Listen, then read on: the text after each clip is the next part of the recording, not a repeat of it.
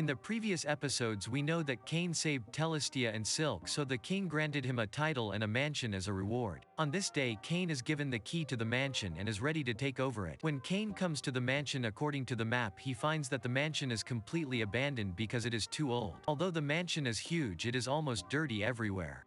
Luckily Cain can easily change all that with magic.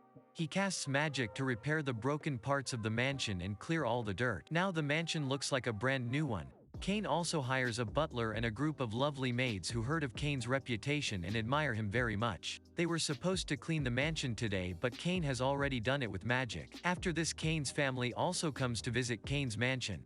They are surprised to find that Cain's mansion has become clean and tidy in a very short time. However, Cain's father thinks that the mansion, although very neat, lacks decorations. So Cain takes out a stuffed huge dragon as a decoration, which frightens the maids.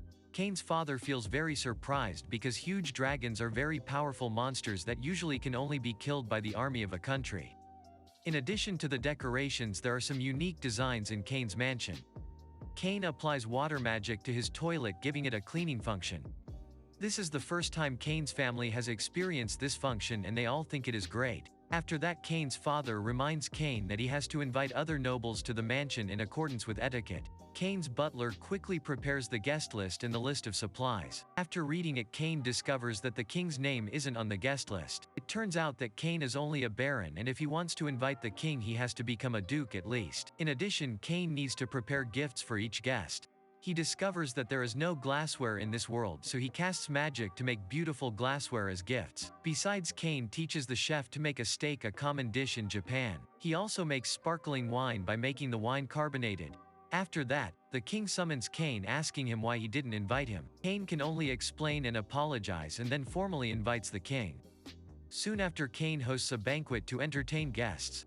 When the guests enter the mansion, they are immediately shocked by the stuffed dragon, which they think is probably the most perfect stuffed dragon in the world. After the banquet begins, the guests are also surprised by the sparkling wine. They have never tasted this wine, nor have they ever seen such good-looking glassware. When Cain announces that the glassware will be given as a gift to all guests, they are pleasantly surprised. When the king arrives at the banquet, he is also surprised by the sparkling wine and the glassware that he has never seen before. After tasting the steak, he likes it very much and praises Cain's banquet in public. After the guests go to the toilet, they are amazed by the washing function of the toilet. After the king uses the toilet, he immediately asks Cain to add a cleaning function to all the toilets in the palace. All the guests enjoy the banquet and they are all cheering for Cain. Just then, a marquis hostile to Cain also comes to the banquet. His manners are appalling and the other guests hate him.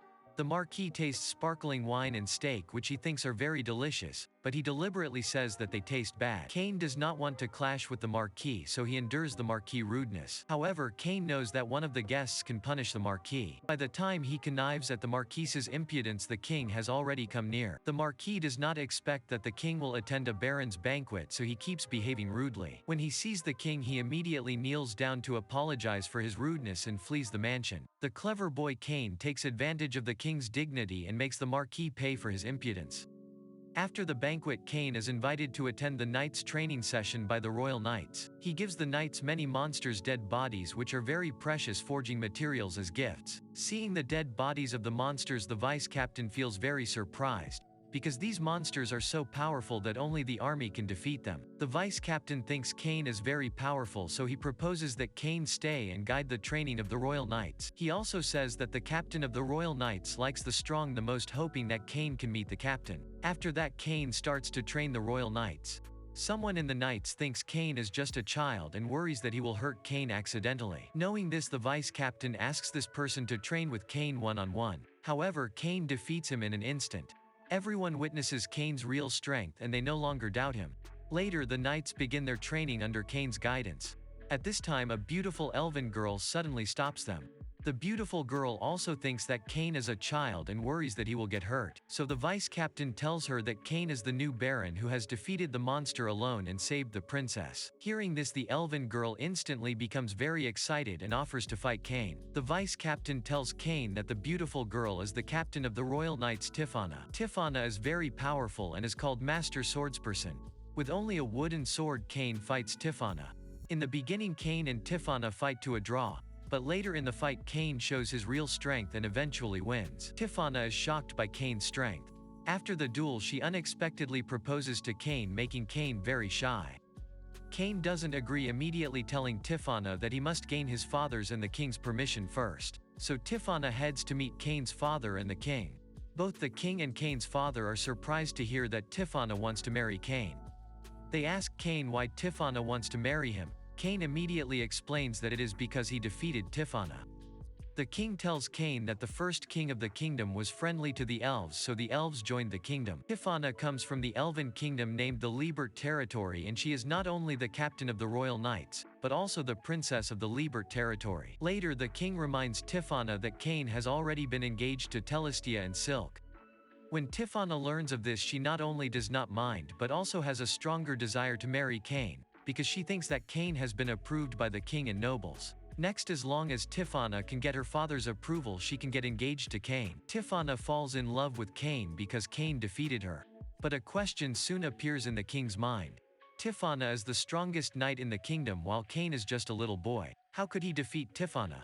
The king begins to suspect that Cain may be the legendary hero, so he orders the minister to bring an ancient royal magic book that can test Cain's true identity. A few days later, the vice-captain again invites Cain to meet the king, who then hands the book to Cain and asks him to read it. This magic book is a treasure left by the first king, and it records very powerful magic, so Cain is very excited. Cain's expression reveals his true identity. It turns out that the book is written in Japanese and no one except the first king could understand it. Now Cain can understand it, which proves that he, like the first king, is a hero in the legend. Cain then realizes that the first king like him came from Earth. After Cain's secret is discovered by the king, he has to tell the truth about himself. He tells others that his soul comes from another world and that he saw gods before. After that, he shows them his status.